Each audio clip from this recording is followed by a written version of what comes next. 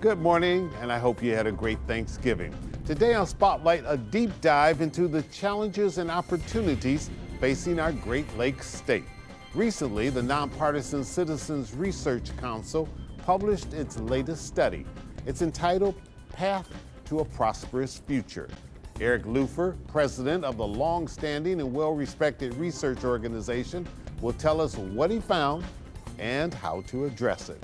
It's Sunday, November the 26th. I'm Chuck Stokes, and this is Spotlight.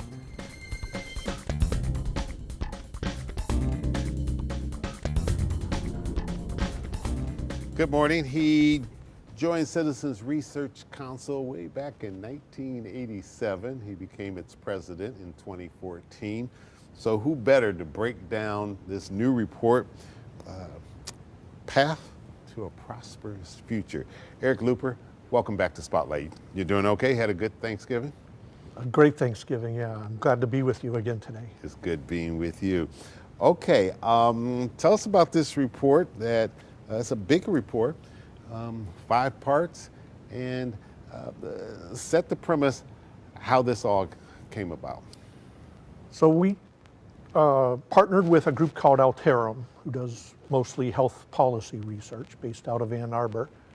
And we were approached by the Council of Michigan Foundations to do some work. And the idea is Michigan's been struggling along for a few years. And given where we are in a number of different measures of our well-being, what does that look like now and what does that bode for the future? So we were able to start off by looking at our population trends. We haven't been growing much in the last 50 years, not projected to grow much. How does that relate to and how is it affected by the economy, our workforce, the health of our state, the place around us, the infrastructure environment around us? And if we can identify those issues and really identify what's going on, the question then, what are we going to do about it? So the 5th of our reports was a look at the capacity of our state and local governments to tackle the issues and change these things to make Michigan an attractive place to keep the people that are here and attract new people to the state. If I had to summarize the report before we break it down, and we will break it down, but just a quick summarization, I think one would walk away and say, Michigan's not in good shape. Would that be a safe summarization or overstating it? No, I think that's a really good summarization. And I think the idea is that we have been in the state and you sort of do your day job, keep your head down, go to work, and maybe don't notice the things deteriorating around you. So this report's a wake-up call that we're not doing well. We're 49th among the 50 states in population growth. That doesn't speak well. The people are voting with their feet and other people are voting with their feet. They're not coming to the state. We're not doing well, and that needs to be a wake-up call so we have a conversation. What's going wrong? How are we going to fix it? The governor has put together this Growing Michigan Together Council. She wants a report on her desk on December 15th. That report also goes to members of the state legislature. So obviously, it's on their radar that we've got some work to do. If you had to break the challenges down, how do they break down? Because you put out individual reports, right, and you sort of rolled them out, not all at once, but one after another. But they're all in now. They're all in. And you can find them all on our website, crcmich.org. So let's start with the population. Michigan's population has been growing about a third of the national average over the last 50 years. Right. We've always been able to say our population is 10 million people. For the last 50 years, you can say you lived in a state of 10 million people. Before 1970, we were the hot place to be. More jobs, walk out of high school into a job, people traveling from the south wanting to be in Michigan. We had beautiful environment, everything like that. That's changed. So not growing, we've lost a lot of our young people, our working age population. So who's going to be the next news director at Channel 7? Who's going to be the next doctor and nurse and plumber? We just don't have the talent in the state to do the things as a lot of us who are nearing retirement age think about rocking chairs and grandkids, not punching the clock every day. Why are we losing people? People are voting with their feet. Our young population looks around us and they say, the other states are doing great. The other states have a lot more to offer. When you get to college and they do this study abroad now and they give out kids opportunities to go out and see the world, and they come back and look at Michigan and say, I see better opportunities somewhere else. We've invested so heavily in a manufacturing economy that the young talent with stem cells and degrees that are marketable everywhere saying, I don't want to work on a factory floor. So people are voting with their feet. And this really reflects the problems that we have in front of us. And we're an old Midwest state. We are a very old state compared to the national average. This is primarily true in our rural parts of the state, but true everywhere. Our median age is higher than almost every other state. So again, that reflects the loss of young people. That the older people, those who aren't going to Florida or Arizona, the ones of us are left, are staying in place and really hunkering down. But it's the young people that are leaving, and that makes that median age higher and higher. That brings with it workforce issues, that brings with it health issues. Mm-hmm. And those are related, right? As we think about who's going to take care of us in our old age, who's going to be in the hospital or the nursing home or just come out if we want to age in place and be the visiting nurse to come see us. All right, we need to sneak a little pause for a cause, and we'll come right back. Talk a little bit about how migration and immigration may fit into this. We'll be right back. Stay with us.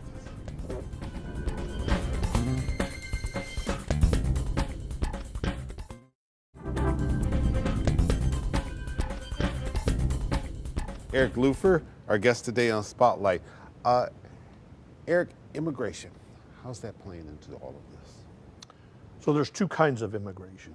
There's interstate immigration, right? Michigan residents going to the 49 other states and people from those 49 other states coming to Michigan. We're losing. We have been losing for years. That Michigan is exporting its talent to other states, and not enough people from other states are coming to Michigan. So on net, we're losing every year, and that's projected to increase. Mm-hmm. More and more Michigan residents seeking opportunities elsewhere. The other side is international immigration, and we're winning on that. We have more people coming from outside of America into Michigan. The issue there is Michigan's population is about 3% of the US total, but we're only getting about 2% of the migrants, the international migrants coming to America, coming to Michigan. Mm-hmm. There's a huge opportunity, right, with manufacturing, with so many job opportunities, huge opportunity to bring people from outside of America into Michigan, fill a lot of our needs. I think we're sort of collateral damage with everything going on at the southern border, that all of the attention on international immigration is dealing with that southern border, and the states like Michigan, who have long benefited from people from the Middle East, from Europe, from other places, people generally have more talent than our homeborn talent, homeborn residents. Mm-hmm. We're just not able to get enough of them because of everything else, all the arguments in Washington over what international immigration should look like. Infrastructure. I mentioned earlier, we're an old state. We see the orange barrels everywhere. There's infrastructure on all different levels, whether it's roads, it's what we can't see, the pipelines, the water lines, all of that's going on. It's been a big campaign of the governor. We're getting a lot of the COVID money in to do all that. How are we faring on infrastructure and the emphasis that we're putting on it? Because we've got to get our infrastructure up to par. We have not done well in terms of ratings with that. Yeah, so we're reaching out to young people saying, what sort of issues do you care about, right? What's going to keep you in Michigan? And they're mentioning infrastructure. So it's not just us that have been driving on these roads forever and get frustrated with the traffic and the potholes and the deteriorating pipes and things like that. Our young people are noticing. and we're not doing well. And I think we've gotten what, like D pluses or something like that from the Society of when, Engineers. when they're being generous. Right. Yeah. When we're getting a good report card. Right. Yeah. So we have just gone for so long underfunding infrastructure that even with this influx of money, the gas tax is at higher levels than it has been. We are getting influx of federal money coming in, but we're so far behind that this is just a drop in the bucket. Right. Trying to fix It's going things to take up. a long time to catch up. And the state is bonding for, sort of get ahead. So we're noticing a lot on our highways, right? Those are all the state roads, our county roads, our city roads. They're putting Band-Aids on it, trying to fix it up, make it passable. But there's deep-rooted problems in a lot of that infrastructure that are going to need to be approached. A lot of it's going to require rebuild because we've let it go for so long. All right, that's a bit tough. What's the solutions, or is there a bright side to this? Because if one's listening to this, they're saying, "Whew, this is pretty pessimistic. We got a lot going on with us." But we know that the governor has put together this Grow Michigan Council. We're doing commercials all across the state, trying to woo people from other states to Michigan. So it's not as though this is happening in a vacuum. The leaders seem to know we got some real challenges here. Are they approaching it the right way in terms of being able to turn this around? So yes and no. The yes is we have to start having the conversation. We have to start tackling the things. We have to understand that there's no silver bullet, and it's going to require addressing our schools, addressing our universities, addressing the infrastructure we just talked about, addressing so many different things. Mass transit we haven't yet talked about. So there's a lot out there. K-12 education. Right. And it needs to be sort of holistically looked at, understand the interactions of it. And so this council is trying to do that. The no is we've had 50 years getting into this situation, and we're spending a couple of months with this council trying to put the ideas together. We're not going to fix it that quick. It's going to require a long-term look at these issues, really digging into it, stretching the conversation, taking whatever this council gives us and say, okay, that's the start. Now, how do we dig in, how we do these things? The good news is we've been talking about a lot of these things for a long time. This isn't new to us, right? The idea that we wrote a report and it's like, oh my God, I figured this out. We have a problem. We've recognized these things. Well, as far back as I can remember during my time in this area, every governor has addressed this issue. They have. In one way or another. And I mentioned mass transit. How many times in your years doing your job have we in Southeast Michigan said we have to figure out mass transit? Right. So, sort of it's time to stop talking about it and do it. It's time to bear down and get these things done. We know our schools are failing. We've been talking amongst ourselves, what's wrong with that? Let's do it. Let's get out there and make the changes and give them time to work. Part of our problem in Michigan, because we're a purple state, they say, sort of 50-50, right. Republican and Democrat, blue and red. So every 8 years we get a new governor and we change direction. We're going to the right under this governor, we're going to the left under this one. So we don't give any of our reforms a chance to really work. We've got to give them a chance to work. So we have a lot of ideas. We've been talking about these things. We have to take that Growing Michigan Together Council and say, that's the start.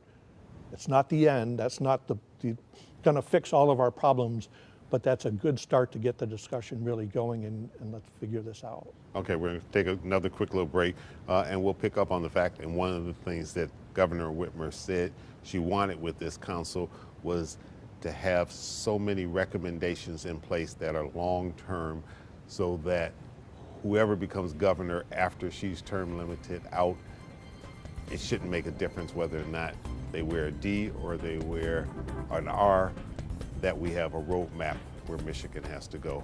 We'll talk about that right after this.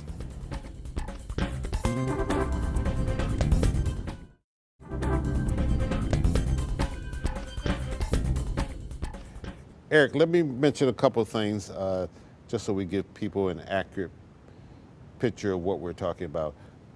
Crumbling infrastructure, we're ranked 47th in road conditions. Health, poor health, 39th in outcomes. and it's even worse when you take in residents of color. There's a part of the Headley Amendment, which was a 1978 limitation on state and local government taxation. The part on the state. I'm old enough to remember Dick Headley having interviewed him. Okay, so we're going way back. Yes, so we don't need to be at that limit, but the fact that we're $12 billion below that limit really speaks to how our tax system is not aligned with our economy anymore. And we've, policy-wise, we've invested in a strategy of let's cut taxes, cut taxes, cut taxes, and if the tax burden is low enough, business and people will come. We're 50 years into this experiment, it's not working.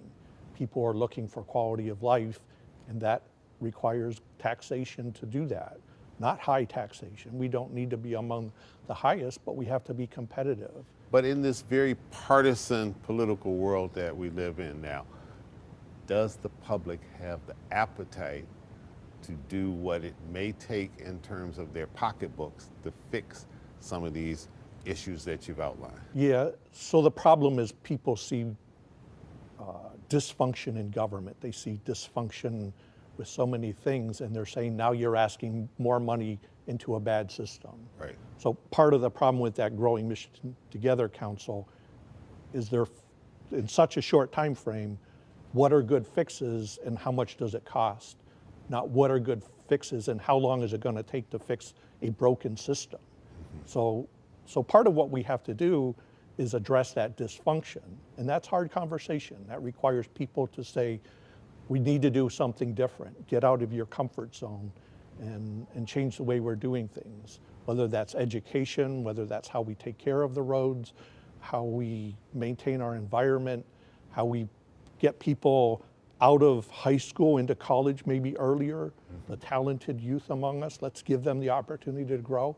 So it requires changing things, and that's scary.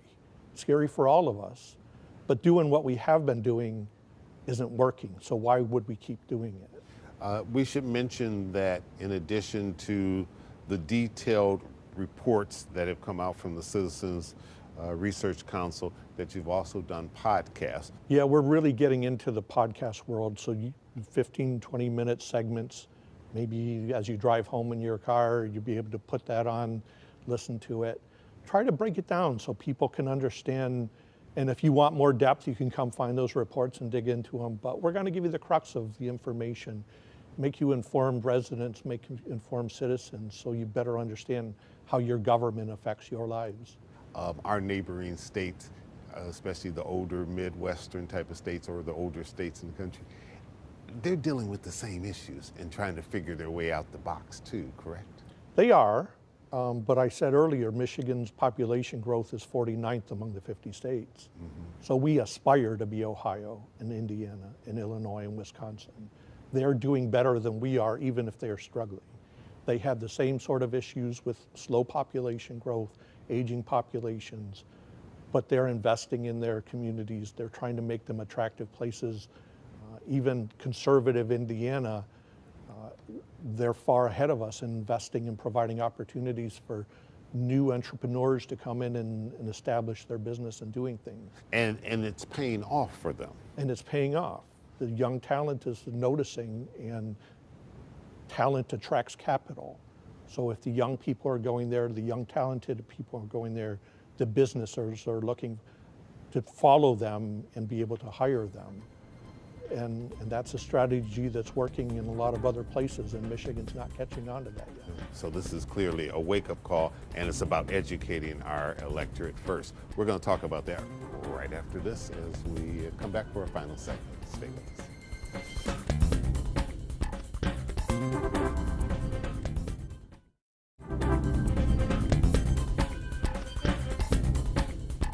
Eric, we're making a lot of the fact that young people are coming back to our inner cities. They want walkability. They don't want to drive the hours that we did way out in the suburbs getting to the cities. The actions, whether it's Grand Rapids or it's Detroit or it's Kalamazoo, you name it. And a lot's going on, and a lot of development is going on. Is that a positive sign? And is that the way we have to go if we're long-term going to boost Michigan's population and make it a very competitive state? I think it is. The young people, as you mentioned, they see the future. They see the threat of climate change. They think about their opportunities to live close to where they work and use transit, use bicycles, use different opportunities. And this is where Michigan's struggling. We've been so ingrained in the auto culture that we're used to having a two-car garage and big parking lots in front of the mega stores and things like that. And that's got to change. The young people aren't looking for that same sort of lifestyle. And so as we think about reinvesting in Detroit and Grand Rapids and Flint and Saginaw, we have to think about developing in a new way, not replacing what we had, but building houses close to the road, have storefronts the way we used to on the boulevard where people can walk up and down and be able to get into the stores without walking a quarter mile across the parking lot just to get into the store and then lugging their bags back out of that. It's a big culture change, and that can't happen overnight, but we have to start thinking about it now and start making the changes, and over time we'll get to where we need to be. What's the message to the legislature? That the status quo isn't acceptable, that it's time to compromise, it's time to get together, and we have a 50-50 House of Representatives now. Right. Back 54. Back in the mid-90s, we had that same sort of arrangement. It was one of the most productive sessions that we've had because it required compromise, and that's what the people want of our legislature.